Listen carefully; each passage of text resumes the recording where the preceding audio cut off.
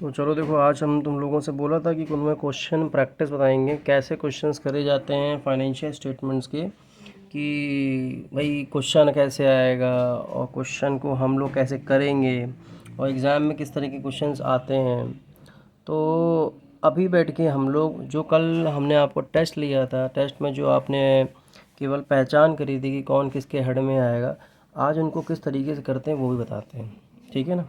तो question practice करेंगे schedule 3 की, जो पार्ट 1 पार्ट 2 दोनों है। ठीक है, बहुत अच्छे समझना, एक ही वीडियो में सारे क्वेश्चंस करा दूंगा मैं। स्टार्ट करें। चलो स्टार्ट करते हैं। देखो बुक में, ये मेरी बुक है, पुरानी बुक है, और आपके में भी क्वेश्चंस ये वाले होंगे तो आपने देख लेना। पहला क्वेश्चन है, हिंदुस्तान एग्रो लिमिटेड करके है, पहली बार तो क्वेश्चन है। तो सबसे पहला काम आपका एग्ज़ाम में होगा कि क्वेश्चन को रीड करना और पेंसिल से लेफ़्ट हैंड साइड में आप लिखोगे हेड। क्या लिखेंगे? लेफ़्ट हैंड साइड में आप लिखोगे हेड, कि वो शेयर होल्डर फंड में जाएगा, कि करंट एसेट लायबिलिटी में जाएगा, कि नॉन करंट लायबिलिटी में जाएगा, कि करंट एसेट्स है कि नॉन करंट एसेट्स है। बस यहाँ पर आप ये लिखेंगे। फिलहाल मेरी पुरानी बुक है तो पुराने हिसाब से लिखा हुआ है, लेकिन मैं गाइडेंस के अकॉर्डिंग आपको क्या करना है, इधर जो लेफ्ट हैंड साइड होगा, इस साइड आप लिखेंगे केवल और केवल हेड लिखेंगे, और इस साइड जो जैसी लाइन ख़त्म हो गई यहाँ पर आप सबके क्या लिखेंगे, सब हेड लिख देंगे। क्या लिख देंगे? सब हेड। अब कैसे सब हेड, ये भी समझ लो। जैसे हमने आपको बताया था कि जैसे मान लो सबसे पहले यहाँ पर आ जाओ कि नॉन, जैसे मान लो 12% डिबेंचर्स लिखा है, तो डिबेंचर्स ये तो पता है कि इसका जो मेन हेड है वो क्या है, नॉन करंट लायबिलिटी है। लेकिन इसका मेन मतलब जो मतलब सब हेड है, वो सब हेड क्या कहता है कि ये भाई ये लॉन्ग टर्म बोरोइंग में जाएगा, पक्की बात है। तो देखो आपने क्या किया, चेक करेंगे जाके, और चेक करते समय हमने ये देखा कि हाँ ये भाई साहब 12% लॉन्ग टर्म बोरिंग में लिखा हुआ है। इसके फ़ायदे दो। पहला ये कि आपको सिस्टमेटिकली पता होगा, क्वेश्चन स्टार्टिंग में आप पेंसिल जल्दी जल्दी जल्दी जल्दी कर सकते हो।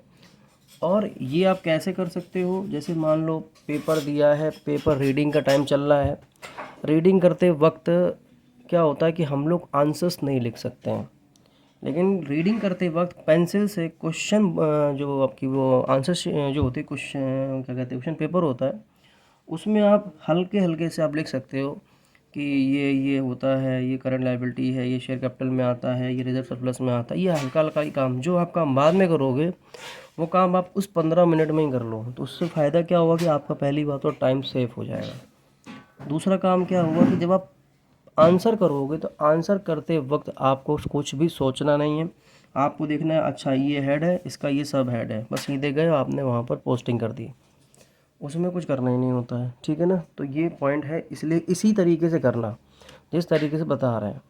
तो सबसे पहले हमने पुरानी बुक है तो हम अपने बुक के अकॉर्डिंग चलते हैं कि भाई पता है, आप भी अपनी बुक में कर लेना। शेयर कैपिटल तुम्हें मालूम है, शेयर कैपिटल में क्या क्या होता है तुम्हें मालूम, शेयर होल्डर फंड में आता है। किस में आता है? शेयर होल्डर फंड में आता है। तो आप हेड में लिख लेंगे शेयर होल्डर फंड में आता है, ये आपका हेडिंग है। तो बात सही है, ये हेडिंग में आता है। शेयर होल्डर फंड के हेड में, सब हेड में किस में आएगा? तुमने कहा सर शेयर कैपिटल में आएगा। किस में आएगा? शेयर कैपिटल में आएगा। और शेयर कैपिटल में आएगा, उसी तरह सेकंड में आ जाओ, calls in arrear. Calls in arrear किस हेड में आता है? तुमने कहा सर शेयर होल्डर फंड में आता है। और ये किस सब हेड में जाता है? तुमने कहा कि सर ये जाता है शेयर कैपिटल में, जाके लास्ट में जब subscribe and fully paid up वो लिख लेते हैं, और जब subscribe but not fully paid up वाला लिखते हैं, उसमें से जितना पैसा नहीं मिलता है उसमें से हम ये एरियर लेस कर देते हैं। ये बात पक्की पता है। फिर दूसरा हमारा हेडिंग क्या है? Call in advance. ये क्लास में बच्चे भी कल क्वेश्चन पूछ रहे थे, कॉल इन एडवांस कहाँ जाएगा? तो मैंने बताया था कॉल इन एडवांस आपकी पहली बात तो करंट लायबिलिटी है। कैसी? क्यों? आपके पास पैसा आ गया एडवांस में, तो क्या सालों साल तक रखे रहोगे? नहीं ना। आप जब अगली कॉल करोगे तो आप अपनी लायबिलिटी ख़त्म करना पड़ेगा, और जाहिर सी बात है आपका लायबिलिटी साल भर के अंदर पूरी पूरी कर दी जाएगी। तो call in advance main head क्या है? हेड क्या है? Current liability. बट सब हेड क्या हमारा है? ये कहाँ जाएगा? अदर करंट लायबिलिटी में जाएगा। हाँ समझ में आ गया। उसके बाद नीचे हमारा आता है reserve and surplus.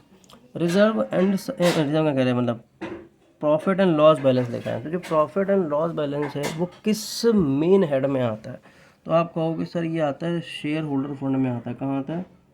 Share holder fund में आता है। और ये कहाँ आता है? मेन हेड इसका था करंट लायबिलिटी में। करंट लायबिलिटी के अदर करंट लायबिलिटी हेड हो गया, अदर करंट लायबिलिटी इसका सब हेड हो गया। उसके बाद ये हो गया शेयर होल्डर फंड में। शेयर होल्डर फंड में किस में जाता है? रिजर्व एंड सरप्लस में जाता है। बात समझ में आ गया? उसके बाद हम आते हैं 12% डिबेंचर्स। डिबेंचर्स में पता ही कहाँ जाते हैं? तुमने कहा सर 12% डिबेंचर्स जाते हैं आपके नॉन करंट लायबिलिटी में। पहली बार तो आता है, लेकिन उसका सब हेड है लॉन्ग टर्म बोरोइंग। फिर बात आती है अनसिक्योर्ड लोन की। अच्छा, अनसिक्योर्ड लोन है, हमने कहा सर ये कहाँ जाएगा? नॉन करंट लायबिलिटी में। अच्छा, अनसिक्योर्ड लोन है तो ये लोन किस टाइप का है? बोरो ही तो है, लोन ही तो है, और अनसिक्योर्ड है तो ये कहाँ जाएगा? Long term borrowing. और चेक करते हैं क्या हमारा सही है। देखो जरा, आप लोग कभी चेक भी कर लिया करो बीच बीच में। देखो लिखा है लॉन्ग टर्म बोरोइंग में 12% डिबेंचर अनसिक्योर्ड लोन। ठीक। उसके बाद कैश इन हैंड। तो आपको पता है कैश कहाँ जाता है? पहली बात तो जो आपको वर्ड होता है ना कैश एंड बैंक बैलेंस, इसमें कैश एंड बैंक बैलेंस में जाता है। कैसे? देखो ध्यान से, आप गए कैश इन हैंड, आपका कितना अमाउंट था? ये 12,800 था, 12,800। आपने कहा कैश इन हैंड में गए और यहाँ लिख दिया। लिख दिया, कोई डाउट किसी को यहाँ पे? नहीं है। उसके बाद आप फिर आए तो इस क्वेश्चन में क्या हुआ कि बैलेंस विथ बैंक लिखा है, ये भी कहाँ जाएगा? जाहिर सी बात है कैश एंड बैंक बैलेंस में। तो इसका मेन जो हेड है वो क्या है? करंट एसेट्स है। क्या है ये? करंट एसेट्स है। ये भी करंट, और सब हेडिंग क्या है? Cash and bank balance. Cash and bank balance.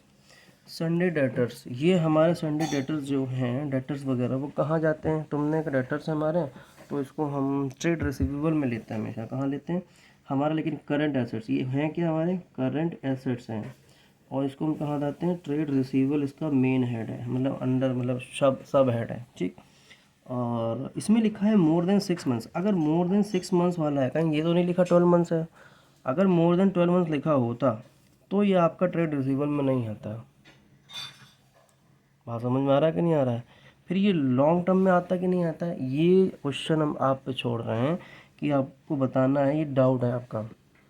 देखते कौन बचा बताता है कि अगर ये मोर देन 6 मंथ्स की जगह लिखा होता मोर देन 12 मंथ्स, तो क्या हम इसको यहाँ डेटर्स की इसमें पार्ट में लेते कि ना लेते? ठीक।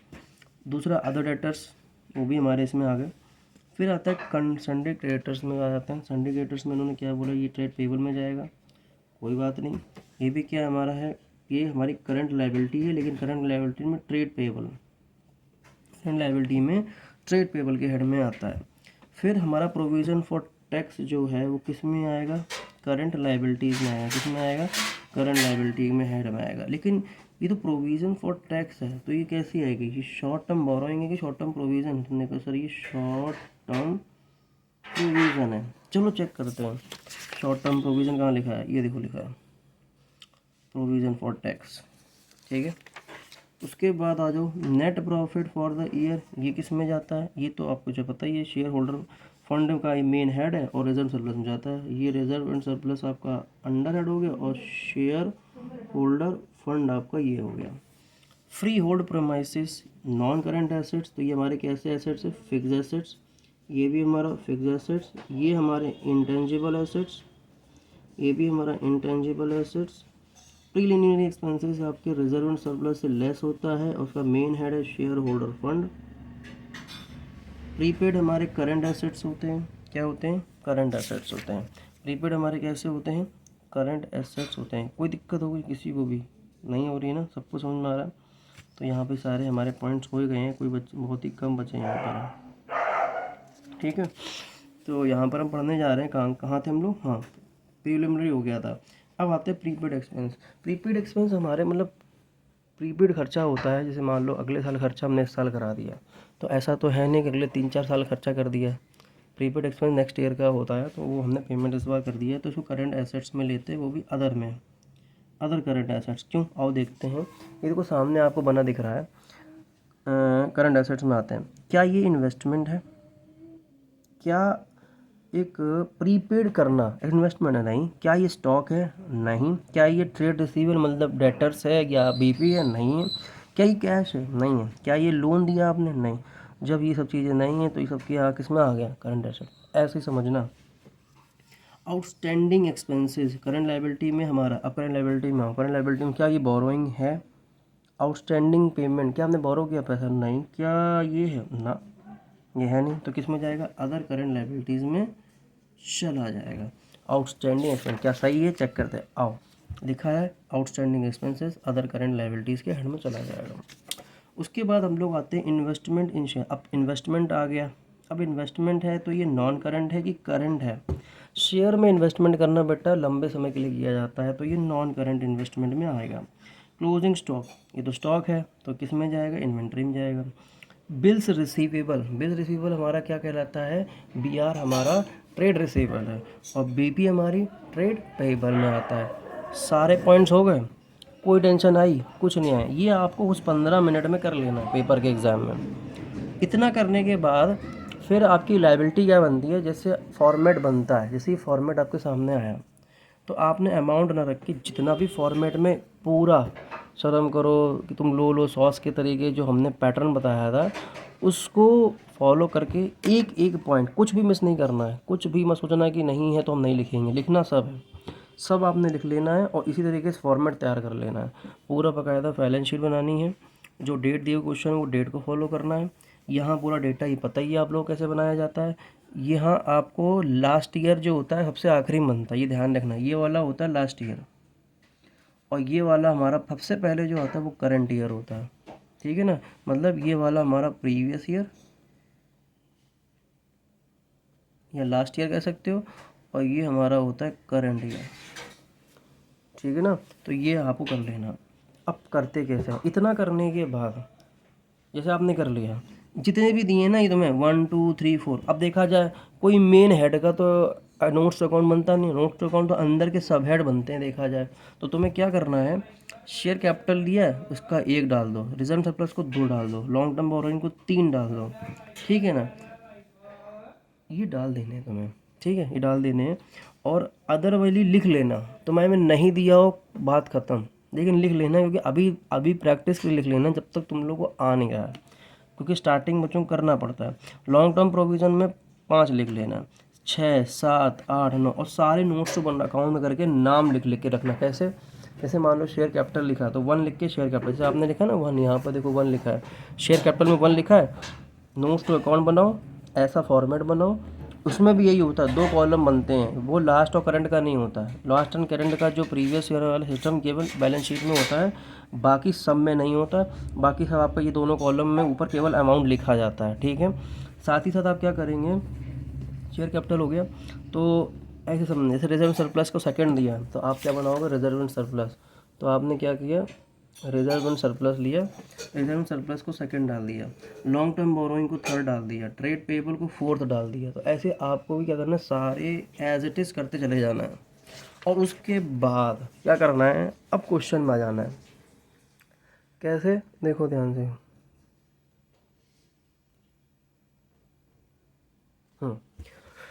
ये सबसे पहले लिखा है शेयर कैपिटल, लेकिन यहाँ पढ़ने से पहले आप लोगों को कुछ इन्फॉर्मेशन ऑथोराइज्ड और इशू की देनी होती है, वो क्वेश्चन में लिखी होती है। क्वेश्चन का सबसे पहला पन्ना लिखो, क्या लिखा है? लिखा है Hindustan Agro Limited was registered with the authorised capital. इन्होंने ऑथराइज कितनी बताई? Authorise capital of 8 lakh shares of 10 रुपये ईच, जिसमें कि कंपनी ने share 6 lakh share were issue to public. Issue कितने करे हैं? अभी तक हमने 6000 करे हैं, और सब्सक्राइब कितने हुए हैं? 5 लाख सब्सक्रिप्शन लिया गया।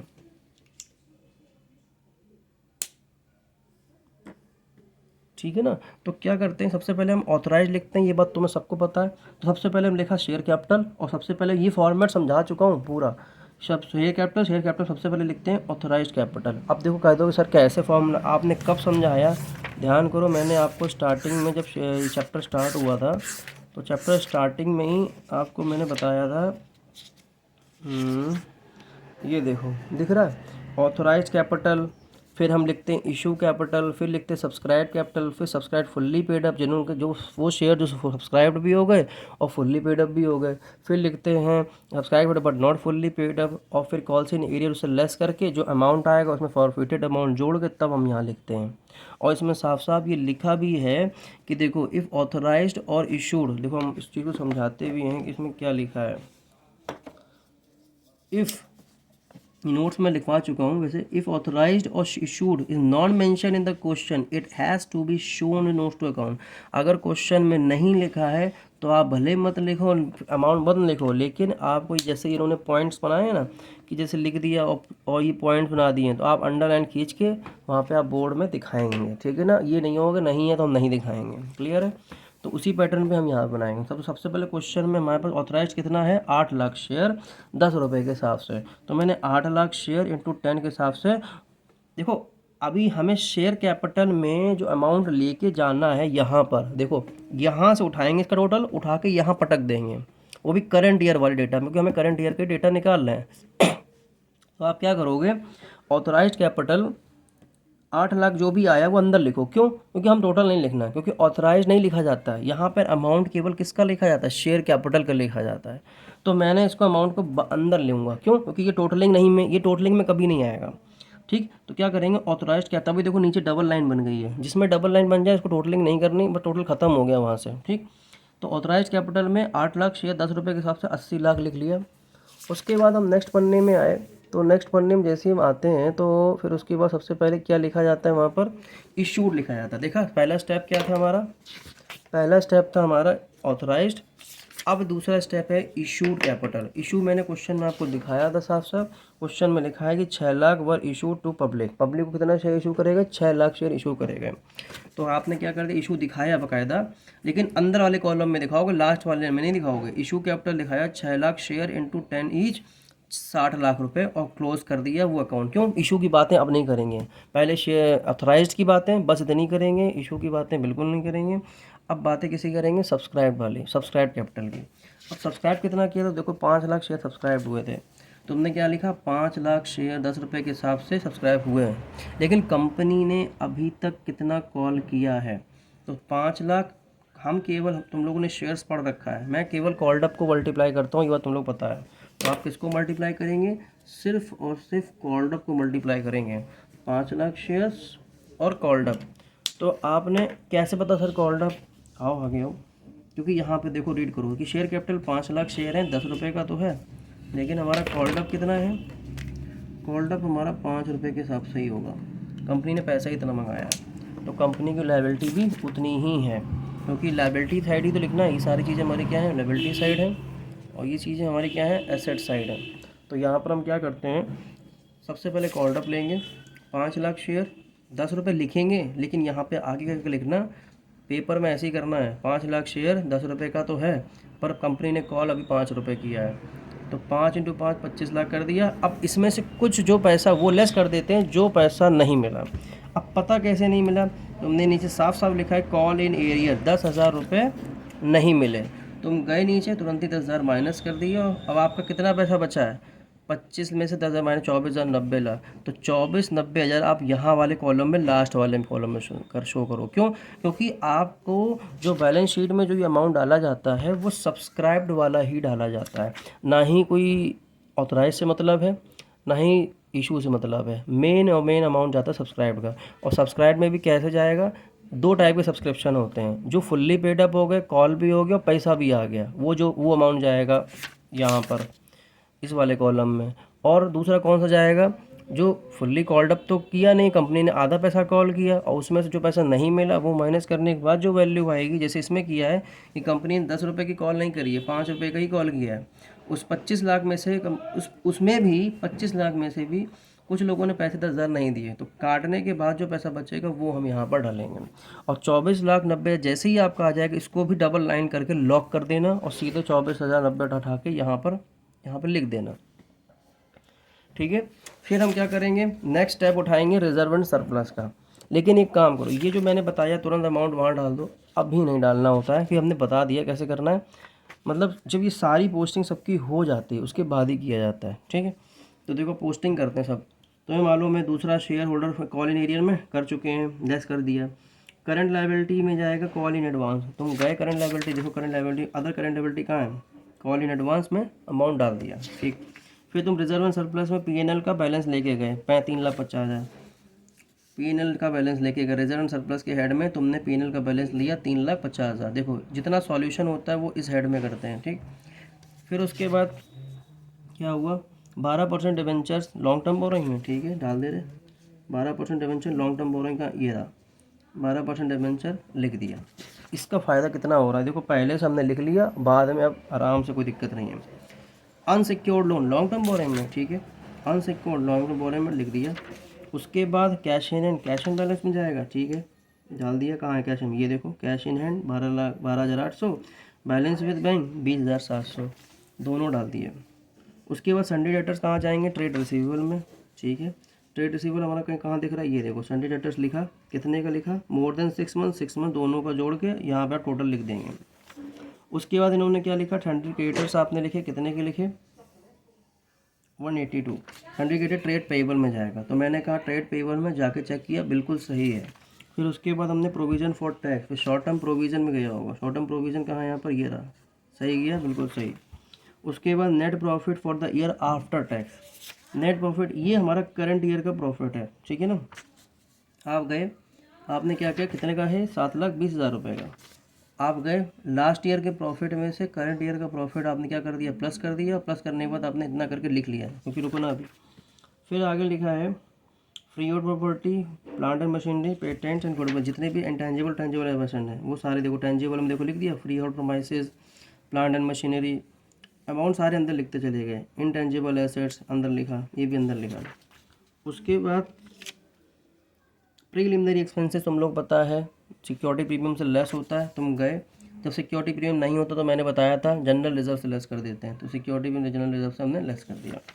उसके बाद प्रीपेड एक्सपेंसेस किससे less, prepaid expense other current assets में जाएगा, तो तुम गए अदर करंट एसेट्स में गए और प्रीपेड लिखा है, बिल्कुल सही है। फिर आउटस्टैंडिंग एक्सपेंसेस, वो खर्चे जो आउटस्टैंडिंग है अदर करंट लायबिलिटी में जाएंगे, गए हम अदर करंट लायबिलिटी में और जाके लिख दिया आउटस्टैंडिंग एक्सपेंसेस। फिर हमने इन्वेस्टमेंट इन शेयर्स, तो ये नॉन करंट इन्वेस्टमेंट है, ये डायरेक्ट जाता है, इसीलिए इन्होंने डायरेक्ट नॉन करंट इन्वेस्टमेंट यहाँ सीधे लिख रखा है, ठीक है। लेकिन आप भी यहाँ पे अपना नोट बना लेना, लिख लेना, ठीक है। फिर उसके बाद क्लोजिंग स्टॉक कहाँ जाएगा, इन्वेंट्री में, तुम गए इन्वेंट्रीज में, कहाँ गए इन्वेंट्री, इन्वेंट्री इन्वेंट्री इन्होंने एक ही में लिख रखा लगता है, हाँ डायरेक्ट लिख दिया इन्होंने इन्वेंट्री, ठीक है।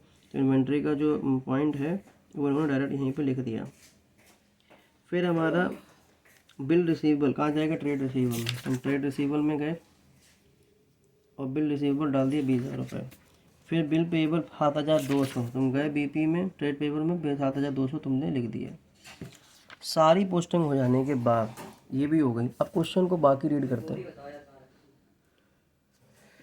Prepare the company balance sheet for the year ended 31 March 2018 in prescribed form after taking to consideration following manner, ठीक है, पता है मुझे बनाना ही है। पहले इन्होंने बोला कि जनरल रिजर्व में 3 लाख रुपये ट्रांसफर करो। इसका होता है कैसे तरीका होता है, जैसे मान लो एक गुल्लक है, तुमने प्रॉफिट कमाया मान लो 1 लाख रुपये, तुमने कहा कि भाई घर अभी नहीं ले जाएंगे, कुछ पैसा रिजर्व में डाल दो, उसके बाद जो बचे वो लेके जाएंगे। तो इनका भी ये रूल होता है कि कुछ पैसा प्रॉफिट कमाया, टोटल प्रॉफिट में से रिजर्व में डालना होता है। तो इधर से प्रॉफिट का बैलेंस क्या होगा, कम हो जाएगा, और उधर जनरल रिजर्व क्या हो जाएगा, बढ़ जाएगा। यही करना है। तो देखो क्या किया यहाँ पर इन्होंने क्या किया है कि इधर प्रॉफिट दोनों का 3,50,000 और करंट ईयर का प्रॉफिट 7,20,000 को प्लस कर दिया। उसके बाद ट्रांसफ़र टू जनरल रिजर्व में इसमें पूरे पैसे में से जनरल रिजर्व का पैसा काट दिया, और जैसे ही जनरल रिजर्व 3,000 रुपये काटा है, तुरंत ही आपने जनरल रिजर्व दिखा भी दिया कि जनरल रिजर्व हमारा 3 लाख का है बन गया, क्योंकि जनरल रिजर्व ये अपने आप नहीं आया। जनरल रिजर्व इधर से आपने काटा है, उधर आप जोड़ दिया। देखो इधर जैसे ही आपने 10,70,000 में 3 लाख रुपए काटे, भाई आपका प्रॉफिट मान लो टोटल था 10,70,000, इस 10,70 में से कुछ पोर्शन आपने 3 लाख रुपए जनरल रिजर्व में डाल दिए। तो यहाँ 10,70 में से 3 चले गए तो कितना बचा, 7,70,000, तो वो आपने यहाँ शो कर दिया 7,70,000। फिर जो 3 लाख तुमने अलग किए तो देखा जाए तो रिजर्व जनरल रिजर्व से क्या लेस होता है, प्रीलिमिनरी। तो तुमने क्या किया, इस 3 लाख में से 4,14,800 लेस कर दिया, जो बचेगा वो आपने यहाँ पे अलग शो कर दिया। प्रॉफिट का भी पूरा बैलेंस शो करे, दोनों को ऐड करके आप ये पूरा बना दोगे रिजर्व एंड सरप्लस। और ये रिजर्व एंड सरप्लस के हेड में चला जाएगा 10-25-200, 10-25-200। फिर आप नॉन करेंट लाइबिलिटीज़ का टोटल करेंगे, जितने भी नॉन करेंट लाइबिलिटीज़ के हैं, जितने भी हेडिंग है, लॉन्ग टर्म बोरिंग को प्लस कर लो, अदर लॉन्ग टर्म लाइबिलिटीज़ को प्लस कर लो, लॉन्ग टर्म प्रोविज़न को, ये तीनों चीज़ें, ये सबको मतलब प्लस कर दिया। प्लस करते ही आपका बैलेंस क्या आएगा, जैसे मान लो ये देखो इन्होंने किया भी है शायद, लॉन्ग टर्म बोरोइंग है, तो लॉन्ग टर्म बोरोइंग अपना ये हेड हो गया, ठीक है। फिर क्या प्लस करना है, नॉन करेंट ट्रेड पेबल को प्लस कर लेना, ठीक। और क्या प्लस करना है, इन्होंने केवल लॉन्ग टर्म बोरोइंग को प्लस किया 6,50,000, तो 6,50,000 रुपये आपने क्या उठाया और यहाँ पर शो कर दिया, ठीक। उसके बाद ये तो है ही नहीं, लॉन्ग टर्म लाइबिलिटीज़ है नहीं, ना ही लॉन्ग टर्म प्रोविजंस हैं, काम खत्म। फिर हमारे क्या शॉर्ट टर्म बोरोइंग है, शॉर्ट टर्म बोरोइंग में हमारा सबसे पहले क्या है, शॉर्ट टर्म बोरोइंग में तो है ही नहीं, ट्रेड पेबल है, हम ट्रेड पेबल को जाएंगे टोटल कर लेंगे। फिर अदर करेंट लाइबिलिटी है, अदर करेंट लाइबिलिटीज़ का टोटल कर लेंगे, वो अमाउंट लिखते चले जाएंगे, जो टोटल अमाउंट आया, जैसे हमारा अदर करेंट लाइबिलिटी में लास्ट में तोड़ के 81,000 आया, तो आप क्या करोगे, अदर करेंट लाइबिलिटीज़ में 81,000 लिख दोगे। ऐसे ही आप करते चले जाओगे, बाद में इन सब का प्लस करोगे तो ये बैलेंस आ जाएगा, और इन सबको पहले प्लस करोगे तो ये बैलेंस आ जाएगा। बैलेंस मैच करके आप बन गई बेटा आपकी ये बैलेंस शीट शेड्यूल 3 की। बहुत आसान है, बस ये है कि इसमें प्रैक्टिस आपकी चाहिए है। इसमें जितना प्रैक्टिस आप लोग कर लोगे डिपेंड आप पे करता है कितनी क्वेश्चंस लगाते हो। जैसे आपने ये समझ लिया, इसको 2 से 3 बार लगाओ। सबसे बड़ी बेस्ट मेन चीज़ ये है कि ये पहचानना कि कौन किस हेड या सब हेड में जाएगा, बस मेन पॉइंट ये है। अगर ये समझ गए तो बाकी तो बातें ख़त्म, खेल ख़त्म है, ठीक है ना। तो यही खेल आपको समझना है। जैसे मतलब ये क्वेश्चन हो गया, देखो मैंने यहाँ भी इसी पैटर्न में देखो क्वेश्चन ये भी किया हुआ है, ठीक है।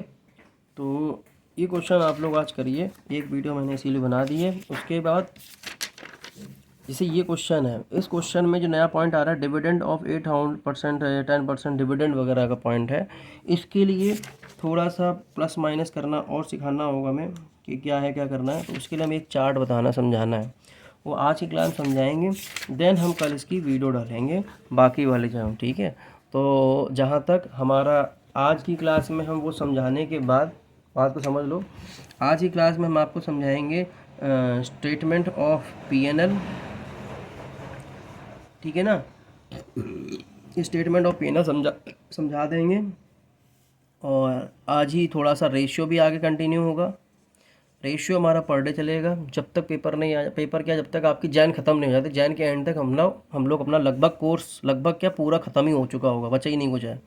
क्योंकि आपको बता दें CBSE बोर्ड वाले जो हैं वो जल्दी निपट जाएंगे, क्योंकि आप लोगों का चैप्टर एक तो है क्या कहते जो रिडम्पशन है वो नहीं है। रिडम्पशन ऑन द केस हमने ये सोचा हुआ है कि पहले कैश फ्लो ख़त्म करके रिडम्पशन को वाइंड अप बाद में करेंगे लास्ट में। तो सबसे पहले आपको काम क्या करना है कि फाइनेंशियल स्टेटमेंट ख़त्म करिए, रेशियो साथ में ख़त्म करिए, और CFS को पूरा कोशिश करिए CFS ख़त्म हो।